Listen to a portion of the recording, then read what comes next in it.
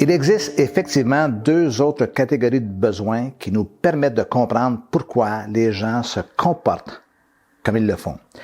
Il s'agit des besoins structuraux et des besoins situationnels. Mais laissez-moi vous expliquer. Les besoins structuraux sont des besoins que toute personne privilégie dans sa recherche d'une réponse satisfaisante à un ou plusieurs besoins fondamentaux. Par exemple, sur le plan physique, nous avons tous besoin de manger. Cependant, nos habitudes alimentaires, ce que nous mangeons, nos goûts, la quantité de nourriture que nous mangeons, la fréquence de nos repas, tout cela fait partie de la façon dont nous avons structuré notre vie. Le besoin fondamental, nous devons manger. Le besoin structural, je mange des bananes 3 fois par jour. Comme nous l'avons vu hier, nous avons tous besoin d'amour. Mais vous et moi, à notre façon et dans notre contexte de vie, nous avons privilégié certaines façons de répondre, encore une fois, de façon satisfaisante à ce besoin. Le besoin fondamental, aimer et être aimé.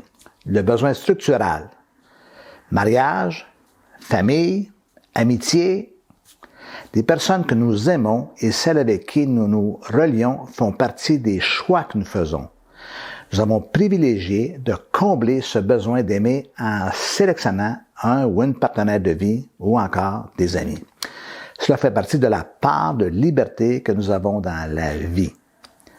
Et les besoins situationnels dans tout cela, ce sont les mêmes besoins exprimés en fonction du moment présent dans ce qu'on appelle le ici et maintenant de la vie. Je vous donne quelques exemples. Le besoin fondamental, nous devons manger. Le besoin structural, je mange des bananes 3 fois par jour. Le besoin situationnel, j'ai faim, je meurs de faim. Le besoin fondamental, aimer et être aimé. Le besoin structural, mariage, famille, amitié. Le besoin situationnel, j'aime ma femme, j'aime mes enfants, j'aime mes amis. Quelle est l'utilité de tout cela? Vous vous souvenez de la femme samaritaine au puits avec Jésus? Cette femme avait eu 5 maris. L'homme avec qui elle était, n'était pas marié avec l'homme avec qui elle était.